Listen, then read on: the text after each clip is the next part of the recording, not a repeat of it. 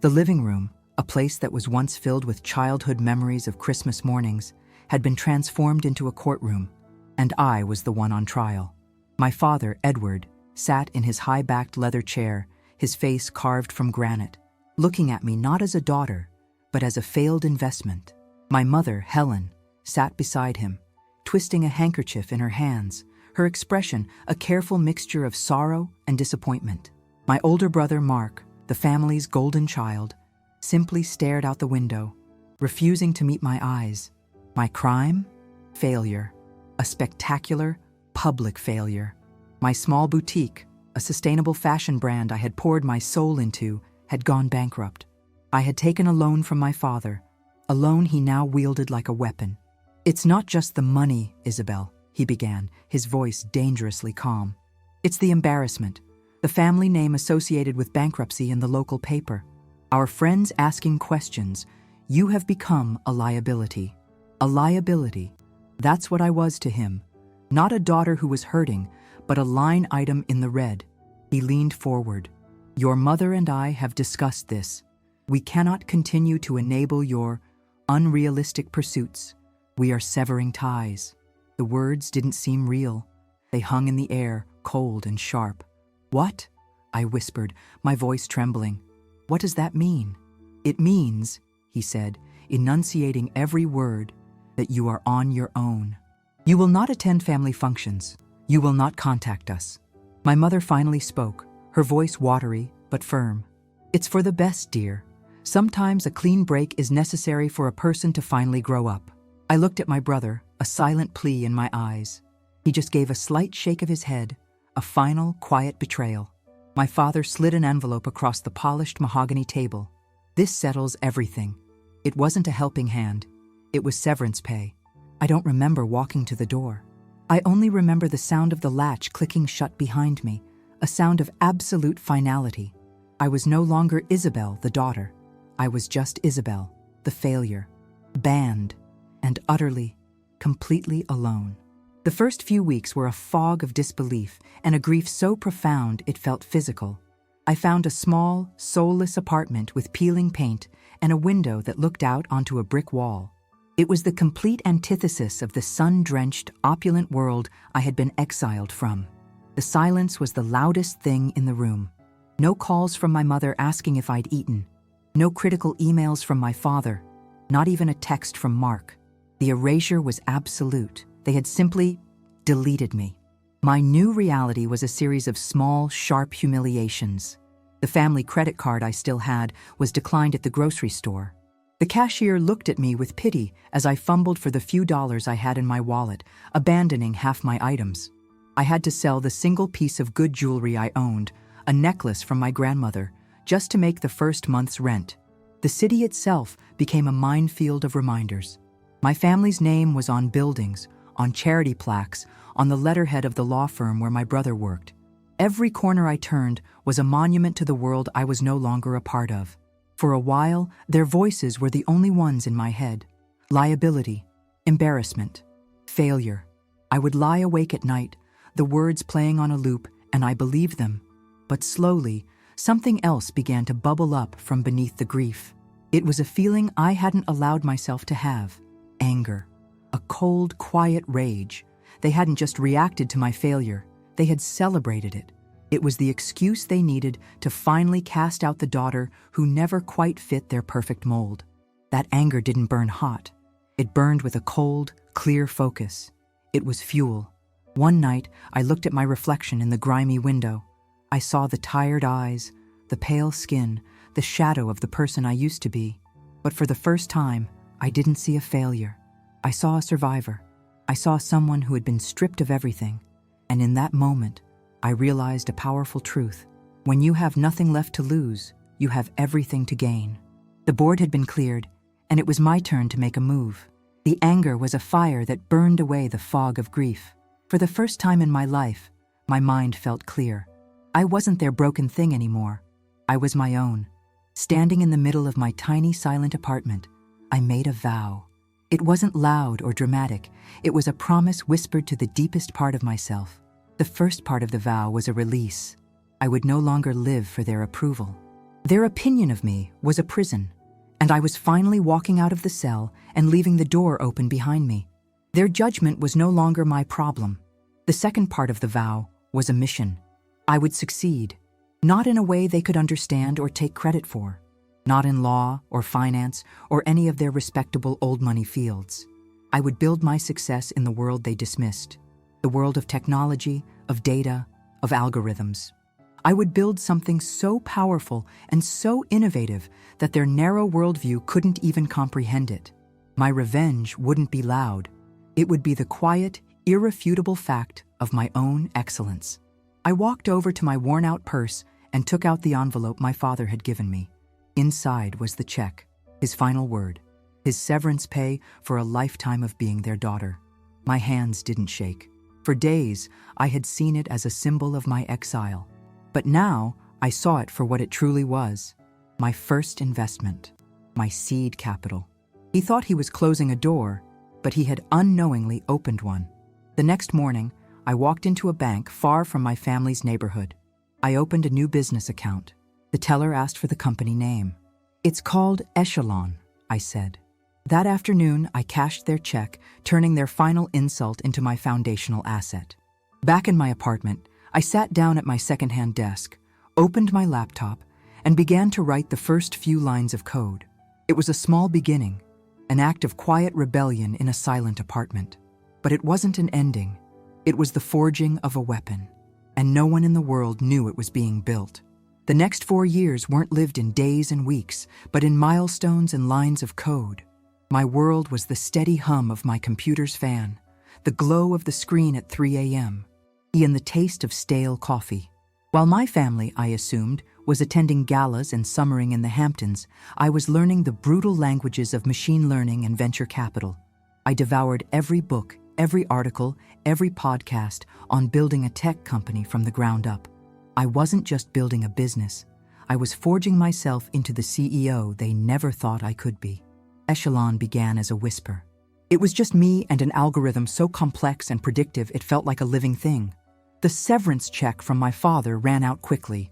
I lived on ramen and sheer will, taking on small freelance coding jobs to keep the lights on while I perfected my platform. The first breakthrough was a small data analytics contract from a company in Singapore. I celebrated by ordering a pizza instead of soup. With that money, I hired my first employee, a brilliant developer in Estonia. We were a team of 2 ghosts, separated by 9 time zones, building an empire from our respective solitudes. I was meticulous about my anonymity. Echelon was a company with no face. On paper, it was owned by a series of holding companies. In the nascent world of data security where we were making a name, the founder was known only as Icarus, a private joke, a woman flying close to the sun, but this time with wings that wouldn't melt. The only contact from my old life was a generic Christmas card from my mother each year. No personal note, just the pre-printed, the Hamilton family signature. A stark reminder of the world that had forgotten me. By year 4, Echelon was no longer a whisper. It was a roar. We had secured 2 rounds of funding from international firms who only knew me as a voice on a call. Then came the moment that changed everything. We landed a multi-year, 8-figure contract with a Fortune 50 company, one of the biggest telecommunications giants in the world. A company my father had spent his career trying to land as a client for his own firm. As I signed the digital contract, I felt a tremor of something I hadn't felt in years. It wasn't just success, it was power. My secret world was about to get very, very loud. My life had found a new rhythm. It was a rhythm of success, of quiet confidence, of a peace I had built with my own 2 hands. I was in a board meeting, finalizing the details of Echelon's expansion into the Asian market, when my personal phone buzzed. I never checked it during work, but for some reason, I glanced down. The name on the screen was a ghost. Mother. It wasn't a call, but an email notification. My heart gave a single, hard thud against my ribs, an involuntary echo of a past I thought I had buried. Later, alone in my office, I opened it. The email was a masterpiece of passive aggression and emotional manipulation, written in my mother's signature formal tone. It began with no apology, No acknowledgement of the years of silence. It was a formal announcement. My brother Mark was getting married. "The wedding will be a significant event for the community," she wrote, "and it is important that the family presents a united front. Your brother would be so happy if you were there." The words were a carefully constructed trap. United front. Important for the community. It had nothing to do with me or what I wanted. It was about their image. They needed me there as a prop to complete their perfect family portrait. My first instinct was to laugh. After 4 years of complete banishment, they were summoning me back with a formal invitation, as if nothing had happened. The anger I thought had cooled into resolve flared hot again. But I stopped. I stood up and walked to the floor-to-ceiling window of my office, looking down at the city I now considered my own. They were expecting the broken, banished failure to either refuse out of spite or crawl back, grateful for the invitation. They couldn't possibly imagine the woman I had become. They were setting a stage, but they had no idea who the star of the show really was. This wasn't a family obligation. This was an arena, and I was the one who owned the Colosseum. I sat back down at my desk, my decision made. I clicked reply and typed a single professional line. "Thank you for the invitation. I will be in attendance." I hit send, the click of the mouse sealing my decision. The ghost of the past had knocked on my door, and I had just decided to let it in, but this time, entirely on my own terms. The wedding was held at a historic conservatory, a glass palace dripping with white orchids and old money.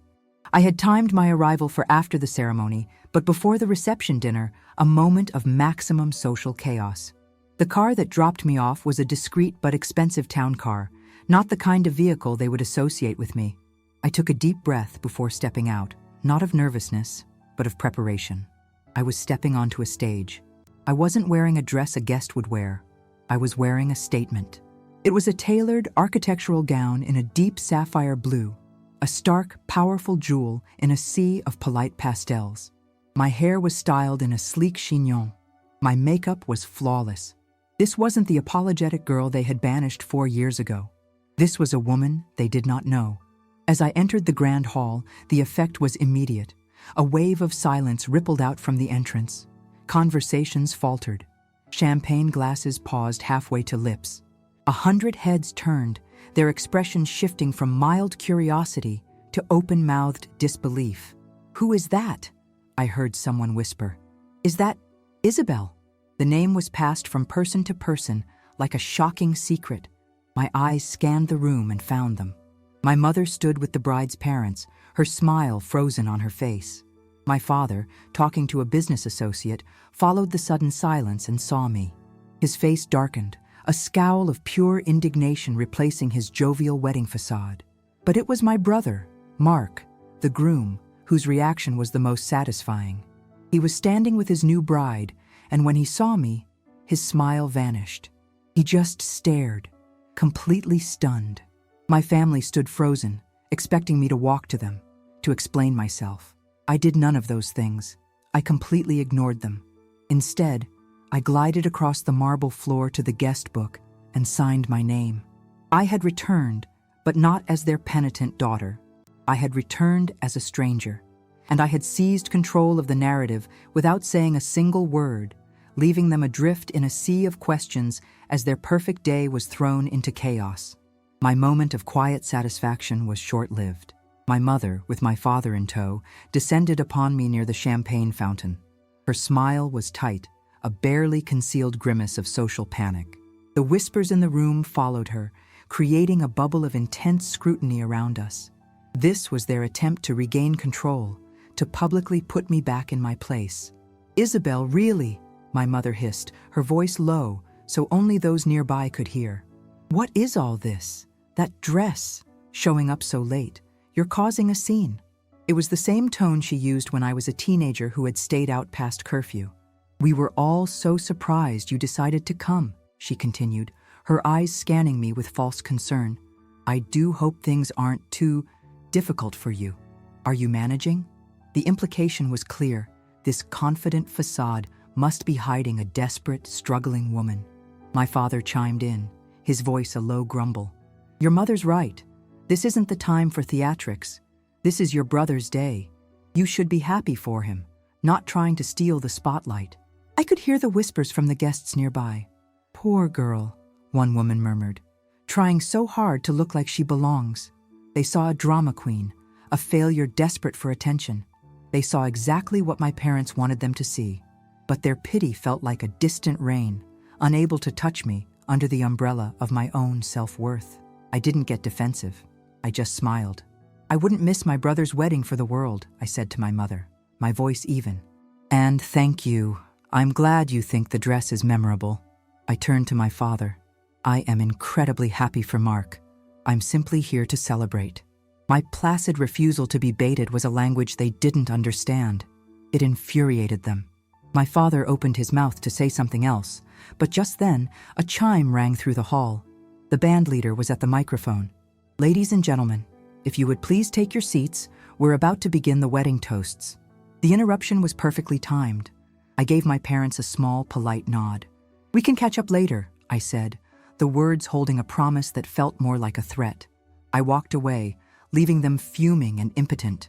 The show was about to begin, but they had no idea I had written the script. The toasts began. The best man told a funny story. The maid of honor shed a tear. My father gave a booming speech about family legacy. Through it all, I sat at my table in the back, a quiet island of calm, nursing a single glass of water. I felt like a spectator watching a play for which I already knew the ending. And then, my brother Mark stood up, tapping his glass for attention.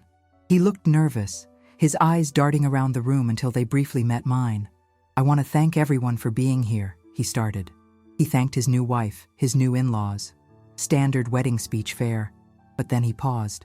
There's one more person I need to acknowledge. My sister, Isabel. A polite, pitying smattering of applause went through the room. My parents looked pleased, assuming he was about to extend a public olive branch.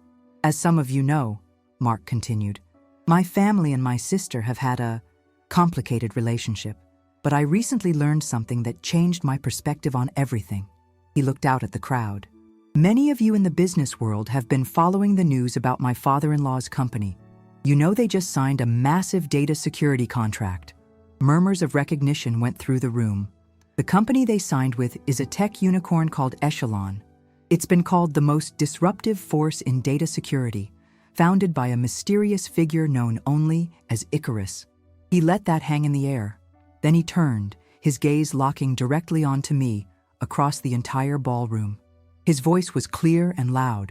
What my family didn't know is that Icarus, the founder and CEO of Echelon, is my sister, Isabel. It wasn't a gradual quiet. It was a sonic boom of silence. The music, the chatter, the clinking of glasses, it all vanished in an instant.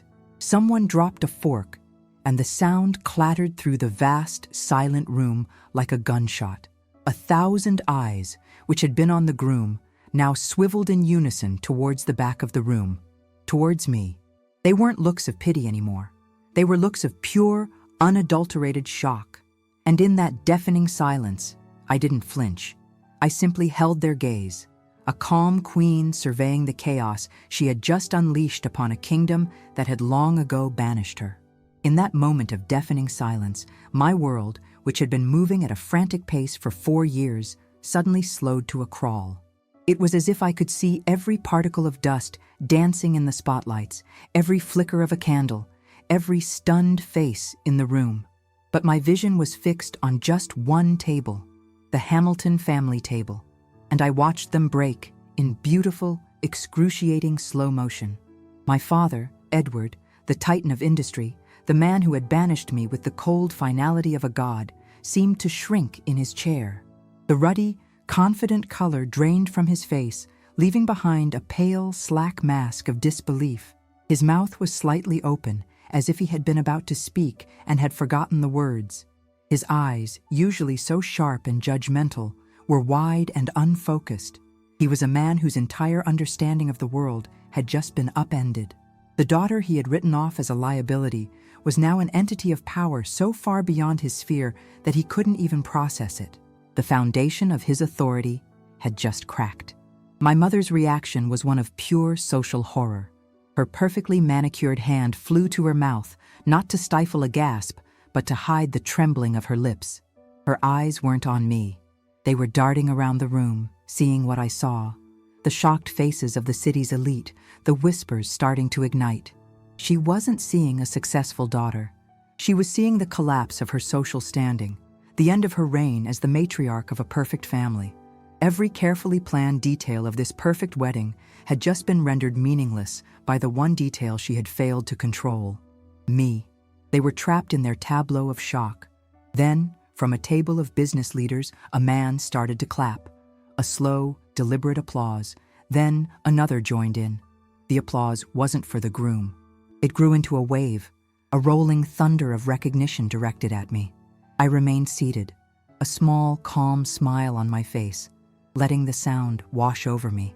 It was the sound of a new reality being born. And as I looked at my family, still frozen in their shock, I knew they could hear it too.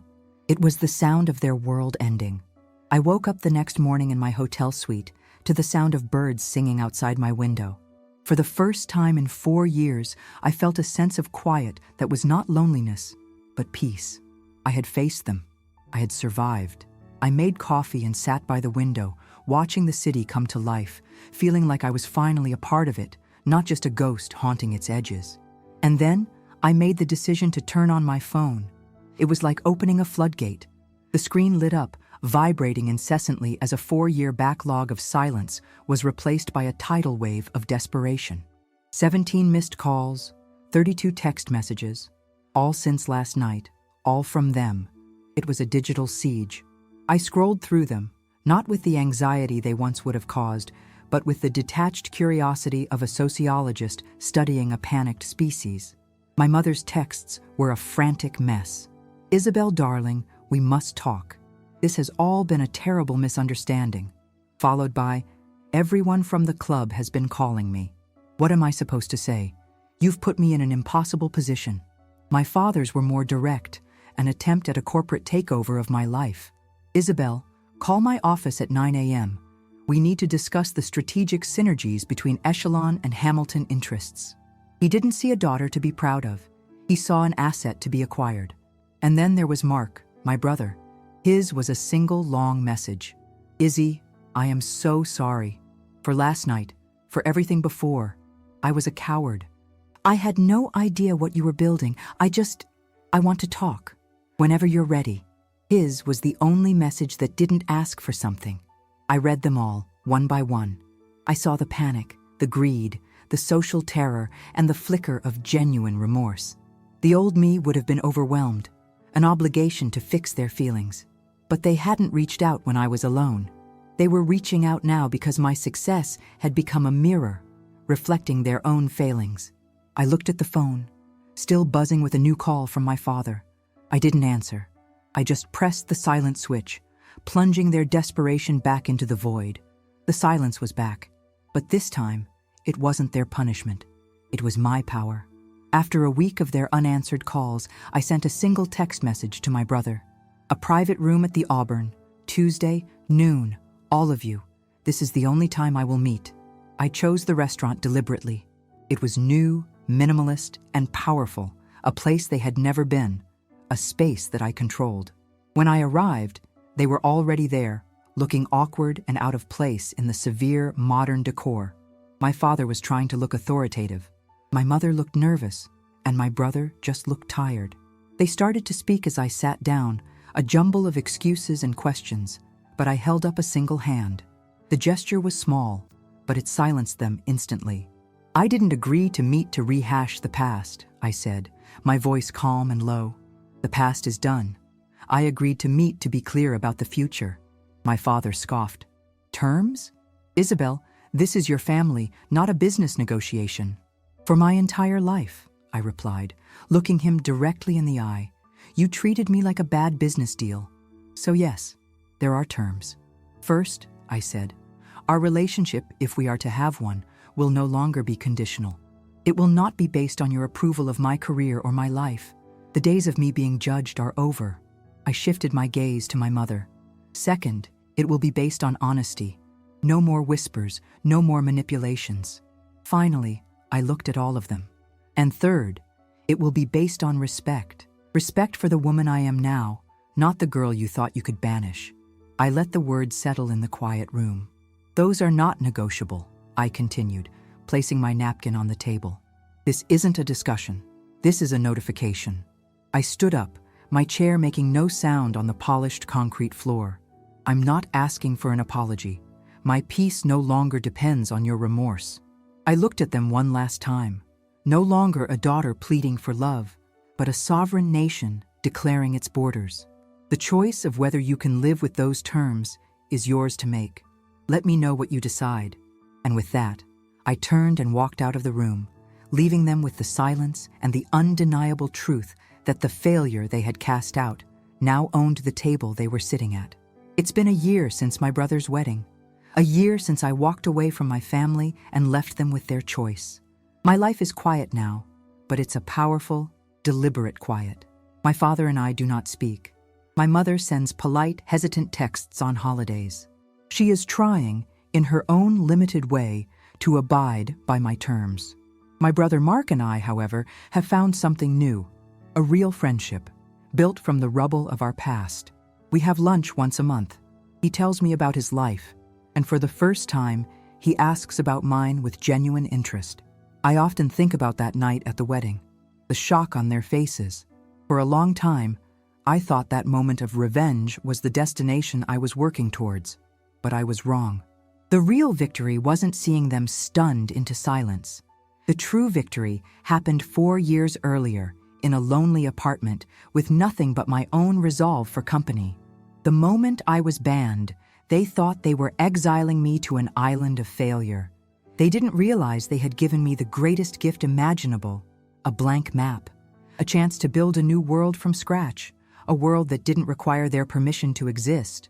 Success isn't the 8-figure contracts or the office with a view of the entire city. It isn't the applause from strangers or the fear in the eyes of those who wronged you. That is all just noise. True success is the silence. It's the peace you feel when you wake up in the morning, and the only voice you have to answer to is your own.